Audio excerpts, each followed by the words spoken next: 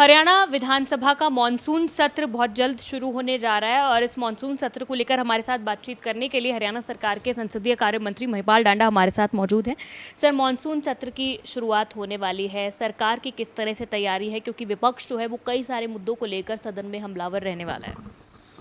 देखिए, हमारी पूरी तैयारियां हैं और हर पल हमारी तैयारी रहती है। जो सोए हुए लोग होते हैं उनको सोचना पड़ता है। सरकार एक्शन मोड में है, पारदर्शिता के साथ सुशासन दे रही है और विपक्ष के पास फुसफुस वाले मुद्दे हैं। उनको शायद इतनी कमी पड़ेगी मुद्दों की कि वो बेवजह ही किसी चीज़ को मुद्दा बनाए तो अलग बात है। अदरवाइज कुछ वो मुद्दा बना सके ऐसा काम कोई आदरणीय नायब सैनी सरकार ने छोड़ा नहीं है कि वो मुद्दा बना पाए। कई सारी चीज़ें हैं सर कि कितने दिन का ये जो सत्र है ये रहने वाला है, बीएसी की मीटिंग कब होगी, क्या उसको लेकर कोई निर्धारित? ये अभी वो मीटिंग पेंडिंग है, तो एक आध दिन में वो करके इसका निर्णय लिया जाएगा। वहीं सर, अगर बात करें तो क्या कुछ विभाग की ओर से आपके विभाग के भी कोई नए विधेयक, कोई नए बिल जो है वो सरकार की ओर से जाने वाले हैं, कितने कुछ रहने वाले हैं इसको लेकर? देखिए, नई राष्ट्रीय शिक्षा नीति लागू करने वाला हरियाणा पहला प्रदेश बना है। इसमें अनेकों अनेक चरण हैं और ये नहीं कि भी 2 शब्दों में या 4-10 शब्दों में एनईपी की बात को समझाया जा सके या बताया जा सके। ये तो प्रैक्टिकली होने वाली चीज़ है। अब एक चीज़ है, एक नियम है, नीति है, उसको लागू करना है, उसको लागू कर दिया है। जो नीति लागू हुई है ये छात्रों के हित के लिए, बेरोजगारी दूर करने के लिए और इंडस्ट्री के साथ एमओयूज करके कैसी स्किल की आवश्यकता है ये यूनिवर्सिटी भी और इंडस्ट्री भी बैठ के इस पे निर्णय ले। इंटर्नशिप, इंटरप्रेन्योरशिप, कई चीज़ों पे एक साथ काम होने हैं जो शुरू हो गए हैं, होने नहीं जो शुरू हो गए हैं। उद्यमशीलता के लिए भी सरकार का पूरा प्रयास है। हम तो चाह रहे थे कि भाई इसी सेशन से हम लोग इसे पाठ्यक्रम का हिस्सा बना लें, मगर अभी कहीं न कहीं तकनीकी रूप से कुछ अड़चन है। अदरवाइज़ तो ये था कि भाई 9वीं 10वीं 11वीं 12वीं हम लोग उद्यमिता का जो पाठ्यक्रम में ये जोड़ के और 3 महीने बच्चों की इंटर्नशिप कराएंगे हर साल, ताकि +2 पास करने के बाद कोई भी बच्चा ये नहीं सोचे कि मुझे क्या करना है। वो सीधा अपने काम पे चला जाए, उसकी रुचि का काम उसके हिसाब से। बहुत विस्तृत रूप है 2020 की राष्ट्रीय शिक्षा नीति में। आप मल्टी डिसिप्लिनरी कोर्सेज कर सकते हैं, आप अलग अलग विधाओं को एक संकाय अगर आपके पास है और आपको चाहिए कि भाई मुझे पब्लिक एडमिनिस्ट्रेशन पे नॉलेज गेन करना है, मुझे पढ़ना है, मेरे इंटरेस्ट का, रुचि का विषय है, तो आप ले सकते हैं। साइंस का छात्र है, उसको चाहिए कि भाई मैं इकोनॉमिक्स पढ़ना चाहता हूँ, तो पढ़ सकता है। तो ऐसे अनेक कार्य हैं जो पहले एक बंधे हुए थे, अब वो उसको खोल दिया गया है कि भाई आप अपनी रुचि का भी कोई विषय लेके आप उसमें भी अपनी पढ़ाई पूरी कर सकते हैं। प्रदेश के हर ज़िले में सर एक मॉडल सरकारी संस्कृति कॉलेज भी बनाने की एक योजना जो है वो चल रही है, जो कि अपने आप में एक मिनी यूनिवर्सिटी होने का भी काम करेंगे। देखिए, कुछ चीज़ों पे विचार करके उसको आगे बढ़ाना, ये एक बहुत बड़ा सौंपन है। माननीय मुख्यमंत्री जी, माननीय प्रधानमंत्री जी ये चाहते हैं कि भी कुछ कॉलेज अपने वो मिनी यूनिवर्सिटीज़ की तर्ज पे खड़े हों, वो स्वयं सारी प्रक्रियाओं को पूरा करें, वो किसी यूनिवर्सिटी के अधीन ना हो।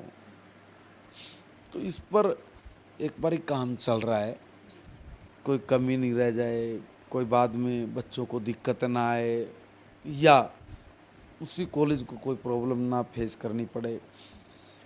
तो एक बार उसका पूरे के पूरे को एक बार वाच कर रहे हैं, उसको समझ रहे हैं, उस पर राय ली जा रही है, उस पर शिक्षाविदों के साथ बैठ के चर्चा अभी शुरू हो जाएगी, अभी हुई नहीं है, हो जाएगी। कुछ काम हुआ है, कुछ जो पेंडिंग पड़ा, जिस जिन व्यक्तियों की जिन जिन तरह के लोगों की इसको बढ़ाने में आवश्यकता पड़ेगी, तो उस विचार के लोगों के साथ डिस्कशन वो होना है, वो अभी शुरू हो जाएगा। 134A को लेकर क्योंकि ये योजना तो बंद हो गई है, क्योंकि इसके तहत पहले प्राइवेट स्कूल्स में बच्चों के एडमिशन्स होते थे, लेकिन अब भी कुछ इनके लिटिगेशंस है, कुछ इनका पेमेंट है जो स्कूल्स का अभी तक पेंडिंग है, काफ़ी बड़ा अमाउंट वो बताया जा रहा है। क्या उस सिलसिले में आपकी उन स्कूलों से बातचीत? एक दिन अभी पिछले दिनों मुझे कुछ साथी मिले थे, उन्होंने मुझे अवगत कराया था, तो उसके बाद मैं आज आया हूँ। तो एक बारी, आज तो नहीं, कल मैं इस विषय पे एक बारी अधिकारियों के साथ बैठक करने वाला हूँ, उनसे पूछता हूँ ये विषय क्या है और अभी तक पेंडिंग क्यों पड़ा है। ठीक है, और एक आखिरी सवाल मेरा यही है, जिस तरह से कांग्रेस लगातार वोट चोरी होने का आरोप लगा रही है, वो कह रहे हैं डुप्लीकेट वोट्स पड़े हैं, भूपेंद्र सिंह हुड्डा भी ये कह रहे हैं कि इलेक्शन कमीशन एफिडेविट दे दे, नहीं तो फिर मेरे पास सबूत है, मैं सबूतों के साथ जो है वो जनता के बीच में जाऊंगा। कैसे देखते हैं आप? बड़े शौक से जाए। देखो, चोरी और सीना चोरी 2004 में हर 20 साल के बाद इलेक्शन कमीशन अपनी वोटर लिस्ट को रिवाइज करता है, चेक करता है। 2004 में भी हुई थी, अब 2024 में भी कर रहा है वो। एक घर में 150 वोट बना रखी जी, अब वहाँ और रहता है नहीं आदमी, तो कहाँ ढूंढे उसको? ये कह रहे कि रहने दो, उनको काटो मत। भाई वो आदमी यहाँ का है, वो आदमी यहाँ का नहीं है, कुछ तो देखोगे। इस देश को धर्मशाला तो नहीं बनाना है। आपने धर्मशाला बनाई, आप विदेशी लोगों के वोट के दम पे सरकार बनाने का जो आपका फैसला है, ये इस देश को मरवाने का इरादा रखते हो क्या? भाई जिसका ये नहीं पता ये कौन है कौन नहीं, ये वोट कहाँ से आ गया? अब समझ में आया कि भाई इनकी 50 सीट थी पिछली बार, ये 90 कैसे आ गई? वोट चोरी तो इन्हें की है। अब 90 सीट आ गई तो अब इनको हौसले बढ़ गए कि यार ये तो बड़ा अच्छा गेम है। अब जब इलेक्शन ऑफिस इनकी छटनी कर रहा, देख रहा है कि भाई ये वोट वास्तव में है कि नहीं है, अब वो है नहीं, अब उसको काट रहे हैं। काटने के बाद अब इनको दर्द हो गया, दर्द ये हो गया कि भाई अब हम लोग का तो जो फेंका हुआ जाल था उसमें तो हम लोग खुद फंस गए। देखिए, किसी भी सूरत में इस देश की सूरत और सीरत गलत है जो, वो बर्दाश्त नहीं की जाएगी जो गलत है।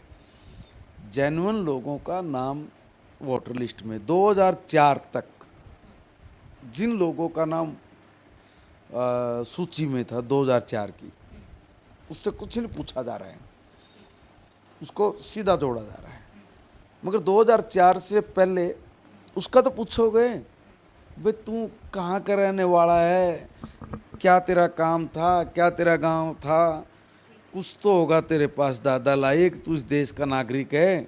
अब ये पूछना, वो ये करे कि गुनाह है, ये तो वोट चोरी, ये वोट चोरी हुई कैसे? ही वोट चोरी भाई, अगर आप वोटर लिस्ट को दुरुस्त कर रहे हो, दुनिया भर के विदेशी बांग्लादेशी घुसपैठिए आकर वोट बनवा गए, जिसके कारण इनको सपोर्ट मिलता है।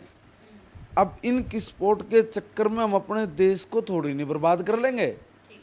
भाई वोटर लिस्ट में आपको प्रूफ देना पड़ेगा। 2004 की जो वोटर लिस्ट है ना, मैं तो और आगे जाके कह रहा हूँ, 2004 की सूची को जो आधार बना के वोटर लिस्ट में जोड़ के वो किया जा रहा है ना, ये भी ठीक नहीं है। देखो भाई, मैं इस देश का नागरिक हूँ, तो मेरे पास ऐसा तो कोई प्रूफ होगा ना कि मैं बता सकूँ कि भाई मैं तो यहीं का नागरिक हूँ। अब 2004 का क्या मतलब हुआ भाई? इतने बांग्लादेशी करोड़ों घुसपैठिए आके बैठ गए थे 2004 में, कांग्रेसियों ने दूसरे लोगों ने उठा के उनके कार्ड बनवा दिए। अब कार्ड बनवा दिए तो वो भी जो जोड़ रहा है इलेक्शन ऑफिस, वो भी मैं तो गलत कहूँगा, गलत है। उनसे सबसे पूछा जाए जो शक के दायरे में है। गांव के गांव खाली हो गए, आपको जानकारी ना, बंगाल में गांव के गांव खाली हो गए, कब्जा कर लिया उनके गांव पे, ज़मीन पे। अब उनसे पूछ तो लो भाई तुम कहाँ से हो, कब से हो? तो यहाँ का जो मूल आदमी वो तो बेचारा अपने देश में विस्थापित हो गया। अब देखो, जेन्युइन जो वोटर है वो बचा के रखना ये इलेक्शन ऑफिस का काम है। फर्जी को उड़ाना, फर्जी को ख़त्म करना, ये भी उनका काम है। अब ईमानदारी से अगर इलेक्शन ऑफिस अपना काम कर रहा है तो उसको ये कहा जा रहा है कि ये तो वोट चोरी कर रहे हैं, ये तो फला कर रहे हैं, ये गलत है। तो आप कह रहे हैं 2000 से पहले की भी जो चेकिंग है वो भी पूरी तरह से की जानी चाहिए और निष्पक्षता से तमाम जो वोटर लिस्ट की चेकिंग है वो की जानी चाहिए, ताकि ये जो वोट चोरी के आरोप भी लग रहे हैं ये किसी भी तरह से ना हो और दूध का दूध और पानी का पानी एकदम साफ होकर निकल कर आए।